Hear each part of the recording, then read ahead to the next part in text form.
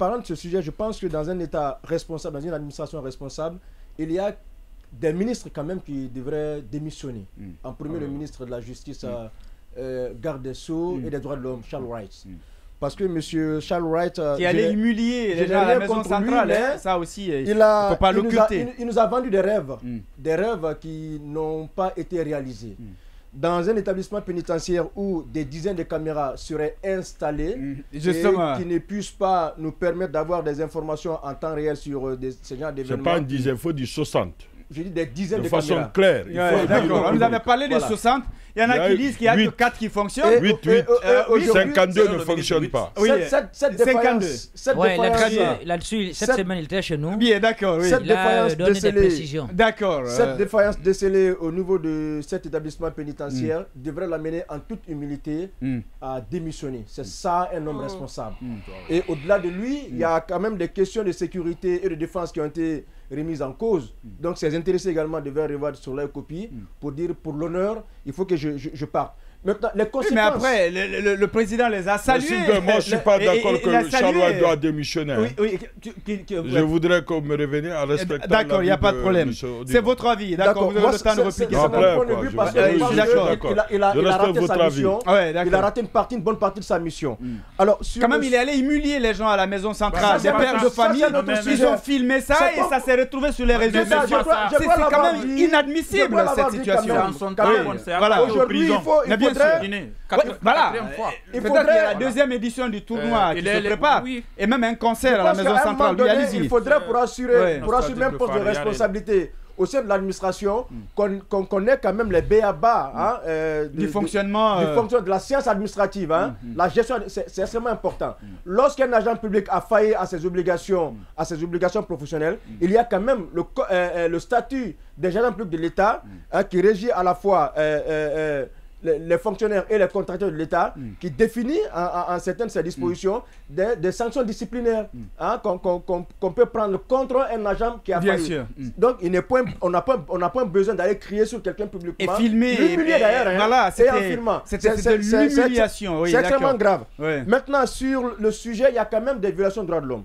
Monsieur Diallo l'a rappelé, quand on prend la charte de la transition, de par son contenu, de par sa forme, je pense que tout observateur quand même ne pouvait pas avoir, n'a pas de réserve, n'a pas à absoluer des réserves quant au contenu de la charte de la transition. Bien que nous soyons en transition, qu'il y ait une période de crise très souvent dangereuse, une période pendant laquelle des droits ne sont pratiquement pas respectés dans mais la le CNRD quand même a fait l'effort de nous proposer une charte dans laquelle sont consacrés des droits. De l'article 8 à l'article 35, eh bien ce sont des droits, devoirs et libertés fondamentales qui sont consacrés. Et au niveau de l'article 11 de la charte de la transition, il y a quand même l'interdiction de la torture, des peines, traitements inhumains et dégradants qui y sont interdits. Cette interdiction qui est exprimée.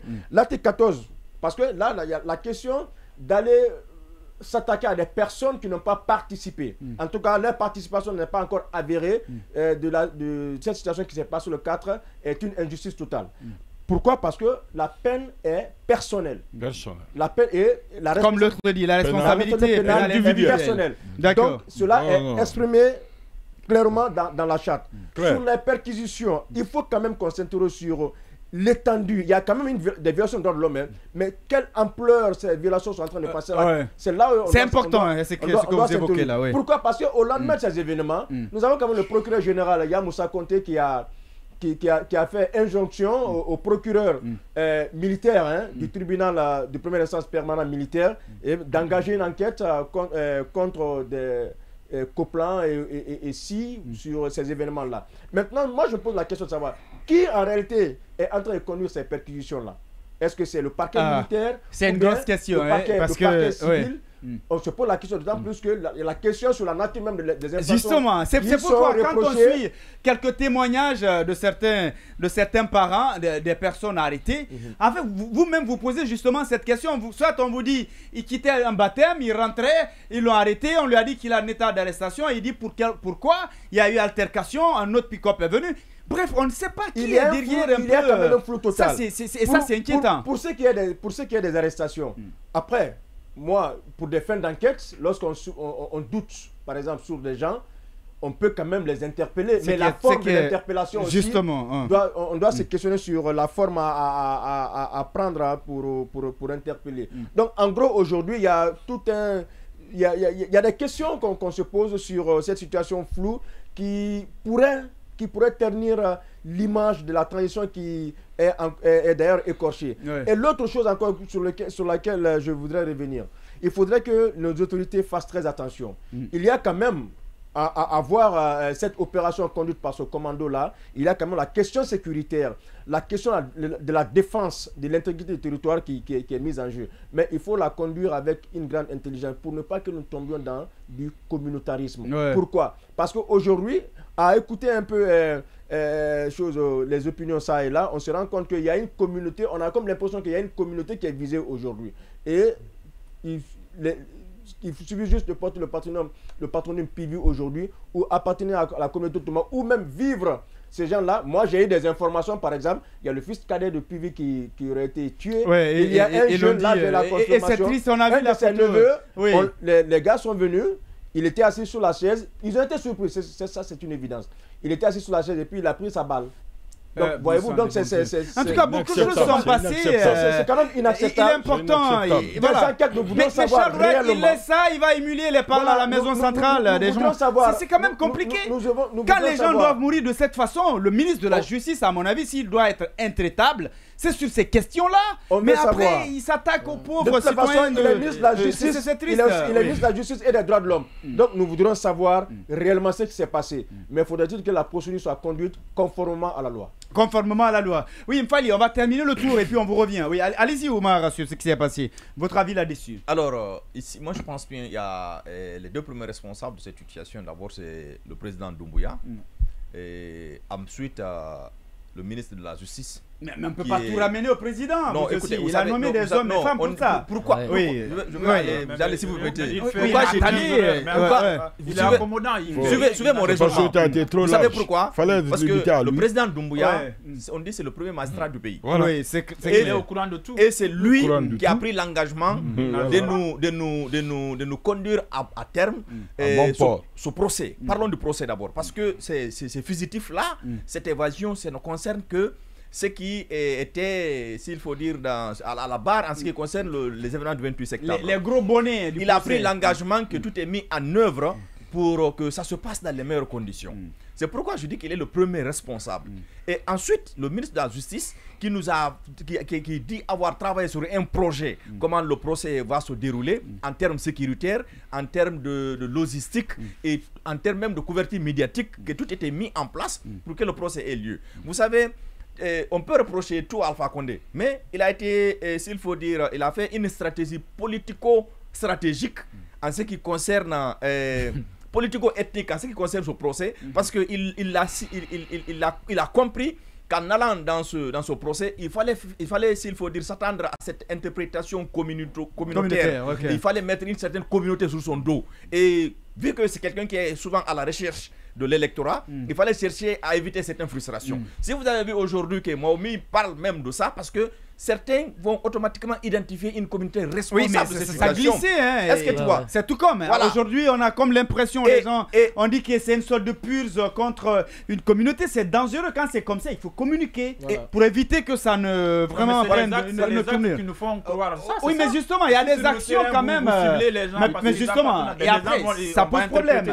Oui, souvent on est victime de ça. Si vous remarquez ces interprétations politico-ethniques pour nous mettre à l'abri de ça, c'est la manière de gérer de l'État qui devrait nous mettre à l'abri de ça. Souvent, les tueries sur l'axe et autres là, on voit les mêmes patronymes. C'est la manière de communiquer et d'interpréter les choses qui peuvent nous mettre à l'abri de tout ça. Justement. Vous prenez la manière dont les militaires agissent sur les routes, dans la circulation, au sein des domiciles et autres là. Mais si on avait fait un travail sérieux en amont, on ne serait pas là aujourd'hui. C'est eux qui nous ont dit que la maison centrale est sécurisée. Le ministre même reconnaît que parmi 60 caméras de surveillance, il n'y a que 8 qui fonctionnent. Lui-même, il le reconnaît. Maintenant, ce dysfonctionnement n'est pas venu, s'il faut dire... Oui, mais bien sûr. Ce dysfonctionnement n'est pas venu le même jour de l'attaque. Sûrement, c'est à la veille de l'attaque que ce dysfonctionnement a eu lieu. Et de l'autre côté, on ne peut pas mettre cette responsabilité sur les gardes pénitentiaires qui ne sont pas armés, qui n'ont même pas de matraques. En amont, il y a un travail En amont, il y a un travail qui a été fait en ce qui concerne l'aspect sécuritaire de l'extérieur de la maison centrale.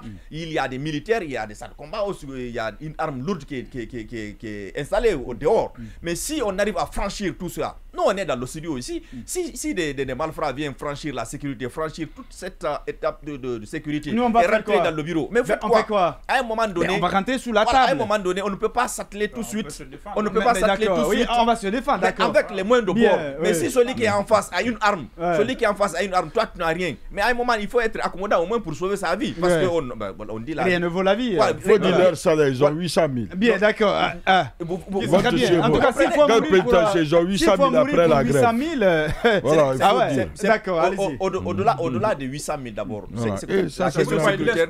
Parce que vous savez, le danger de cette situation, c'est la vie du Guinéen. C'est la vie du Guinéen qui était dans une situation dangereuse. C'est la population, c'est la quiétude. C'est un sérieux problème. On a frôlé, s'il faut dire, le pire. Je rappelais la dernière fois qu'à Kaloum, on a le dépôt de carburant. Et vous savez, l'essence, le danger de cela. Et à quelques mètres, vous avez la maison centrale. Et quand ça commence à tirer, ça et là, et le feu et l'essence, vous imaginez ce que ça peut donner. La psychose, il y a eu même des pertes de vies humaines.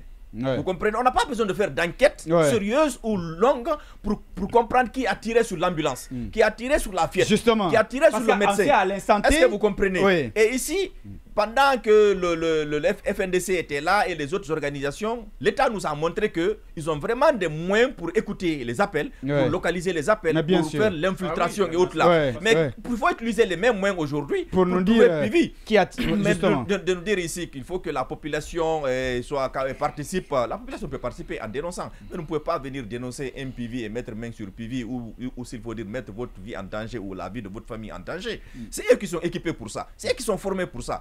Ils ont des salaires pour ça. Ils sont mieux payés que nous. Ils sont même pas, s'il faut dire, ils sont même pas dans les comment je peux appeler ça, ils n'ont même pas de compte ou autre là. Ils viennent prendre l'argent comme bon leur semble. Mais si tout est mis en place pour ça et que la sécurité de la présidence n'est pas assurée, la sécurité de la maison centrale n'est pas assurée, c'est que nous autres, on ne peut pas parler de notre sécurité. C'est pourquoi aujourd'hui, depuis que le ministre est là, malgré qu'il parle des réformes, à Sigiri, il y a eu attaque à Koya, la même chose.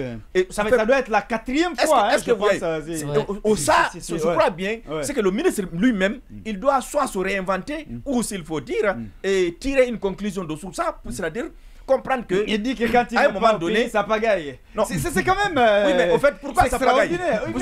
C'est parce que si vous remarquez le plus souvent, la justice ne se résume pas à lui. Ces ministres, c'est des gens qui parlent souvent, ils disent j'ai fait, je suis. Et c'est dommage. À un moment donné, quand vous êtes ministre, vous sentez même pas cette arrogance. Vous ne travaillez pas seul. Vous travaillez avec une équipe. Et quand vous travaillez avec une équipe, le résultat il est global. Si vous travaillez avec une équipe et que le résultat c'est pour vous et que l'échec, vous voulez que l'échec soit global, non, c'est difficile. S'il avait mis en place une équipe vraiment dynamique, sérieuse, et que les choses fonctionnaient comme ça se doit, que vous soyez là ou pas, ça fonctionne. Aujourd'hui, notre directeur il est en prison. Tant bien que mal, Dioma arrive à assurer parce qu'il a responsabilité certaine. Tout ne tournait pas autour de lui. C'est ça le leadership. Mais quand le ministre souvent il dit j'ai fait ça, j'ai fait ça, j'ai fait ça, j'ai fait ça, ça revient. C'est un travail d'équipe. Toi, ministre, n'est pas intelligent pour faire tout. Si le président il était intelligent pour faire tout, il n'allait pas nommer des ministres. On te dit ministre, conseil à ça, responsable de ça, responsable à ça. Mais Charles est responsable de cette situation. Il ne faut pas sanctionner seulement ces gardes pénitentiaires. S'il est question de sanctionner, la première personne à sanctionner dans cette situation, c'est Charles. Il faut le reconnaître. Et le président de la République doit comprendre que au tournoi qu'il a organisé. Non, au-delà du tournoi, moi je parle d'abord des montants débloqués. Quand vous dites que oui, justement, il y a assez de Charles a trahi son serment. Bien, allez-y. Quand vous débloquez des montants, comme je le disais la dernière fois, c'est comme si madame vous dit qu'elle veut préparer du riz au gras. Vous donnez la dépense pour riz au gras et le soir vous êtes servi du foutu comme ça. Mais c'est pas possible. Il nous a dit que pour que le procès là ait lieu, parce qu'aujourd'hui vous avez vu toutes les mesures et que l'État avait suffisamment d'argent d'ailleurs. Le responsable de la cellule concernant le procès là, le journaliste là, M. Diallo, il était obligé de venir au journal effectivement de 20h30 pour recadrer un peu les choses, pour dire que maintenant les journalistes qui doivent aller là-bas doivent avoir les accréditations, il faut que ça soit contrôlé, il faut que ça soit ceci, il faut que ça soit cela. Parce que la psychose est déjà là maintenant, c'est le procès. Parce que le président même du tribunal qui est assis là, il peut disparaître sans qu'on ne sache ce qui s'est passé. C'est dommage. Si la sécurité n'est pas assurée. Voilà, il faut que Charles assume que cette situation, c'est le fruit de son travail. Et lui et Doumbouya. Doumbouya doit savoir que de façon globale, il est le premier responsable de cette situation. Bien, alors très rapidement avant. Donc, je voudrais rapidement dire que sur la démission de M. Charles White, il faut être précis. Sur les questions d'insécurité, les failles n'est pas responsable. Les personnes qui tournent autour de la maison centrale, ils ne sont pas à leur hiérarchie. Attention, mais la direction qui gère les relèves de la justice. Relève pas de la justice, c'est l'armée qui tourne autour, c'est l'armée qui relève du ministère de la justice. Je vous en prie, l'administration parmi les hommes de je vous en prie, il y a le débat, il faudrait qu'on dise la vérité aux gens. Sous le contrôle du ministère de la justice. Non, écoutez, c'est pas sous le contrôle du ministre de la justice. Alors, allez-y. Les seules personnes qu'il a sous sa main. Non, il est le premier patron. Il est le premier patron de la justice, mais encore que s'il n'assure pas, encore que s'il n'assure pas la sécurité des lieux, il ne peut pas, en termes pour ceux qui connaissent un peu les règles juridiques, il ne peut pas donner des ordres aux bérets rouges, aux gendarmes qui sont là-bas. Tout le monde sait. La seule entité à laquelle il peut donner un ordre, c'est la garde pénitentiaire. Deuxièmement, s'il faut quand même assumer qu'il doit démissionner, ça je ne sais pas. Sur les 60 caméras, il n'y en a que 8 qui fonctionnent et 52 ne fonctionnent pas. Si une enquête justement, à ce niveau, là il faut être pertinent. S'il y a 52 caméras qui ne fonctionnent pas, si ça c'est à sa charge, là il doit démissionner.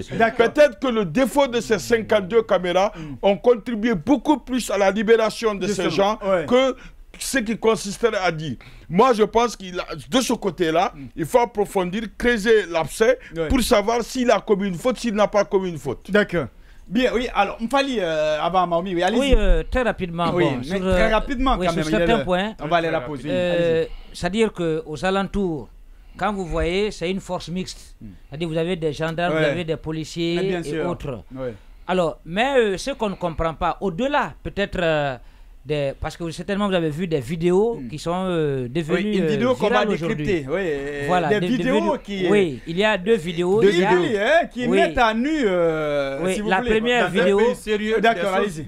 La première vidéo... Bien, allez-y. La première vidéo, ça reconstitue un peu les faits. On peut te donner le nom de tous les membres du service de renseignement. Ça reconstitue un peu les faits. Comment est-ce que... Quel a été le mode opératoire en face de la maison centrale. Et on a écouté un peu les explications du ministre de la Justice parce que c'est au lendemain de ces explications que les vidéos là ont commencé à fuiter. Alors moi je me dis, est-ce que ça ne met pas à rude de preuve, notamment l'enquête qui est déjà enclenchée. Est-ce que le verdict n'est déjà pas rendu? Parce que si les vidéos sont déjà disponibles, les gens essaient de les interpréter. Du côté de Donka, il y a une autre vidéo où vous voyez par exemple les agents des forces spéciales fuir ou bien pour se reposer, on ne sait pas. Bien, d'accord. Mais c'est recul tactique. Voilà, donc chacun a son interprétation. Oui, mais j'ai maintenant pas compris toutes ces vidéos qui est tombé là, j'ai pas compris. Voilà, toutes ces vidéos. À mon avis, toutes ces vidéos là sont censées quand même ne pas être à la place publique. Mais on ne sait pas parce qu'on vient désacraliser complètement le travail de l'enquêteur. Et d'ailleurs, pire, est-ce qu'en amont, parce qu'au lendemain de cette attaque là, directement, quand le ministre Charles White est arrivé, ils sont partis. Il a trouvé des coupables. Il a trouvé des coupables. Il dit que ce sont des gardes pénitentiaires. Alors que, malheureusement, au niveau de la maison centrale, tout le monde sait. Lui-même, il reconnaît que ce ne sont pas que des gardes pénitentiaires. Maintenant, et les autres, et ceux qui sont là, qui sont issus notamment de la police, de la gendarmerie et des forces spéciales. Eux, ils sont épargnés. Eux, ils sont épargnés, ça c'est un. Mais de deux, on n'attend pas, parce qu'il y a une enquête qui est quand même enclenchée. Le procureur a enclenché une information judiciaire qui est en cours. On n'attend pas qui est le véritable coupable. Des gens sont directement radiés de l'armée. Donc, déjà, moi, je me dis que sur la démarche, il y a eu déjà, bon, disons, même si les enquêteurs vont se prêter à un exercice, mais le verdict est déjà rendu. Et c'est dommage. Les coupables sont déjà connus avant même la fin. Donc, des enquêtes. En 30 secondes, encore sur la responsabilité supposée du ministre de la Justice. Il y a quand même, on a pu avoir des supports sur avant et après l'événement, mais pas pendant l'opération d'évasion d'enlèvement. Qu'est-ce qui s'est passé? Ça on ne sait pas. Maintenant, au niveau de l'administration pénitentiaire, allez-y. Au niveau de l'administration pénitentiaire, il y a quand même, on a vu cette vidéo de Pivi avec 4 téléphones. D'autant plus que il est interdit, il est formellement interdit aux détenus de disposer des téléphones portables, bien qu'ils aient des droits de correspondance, de visite. Tout le monde a un téléphone là-bas. Donc maintenant, s'il y a une responsabilité à dégager, s'il y a une responsabilité à dégager, je pense bien qu'il y a une dysfonction au niveau de l'administration pénitentiaire. Donc je tenais quand même à relever ces deux éléments-là.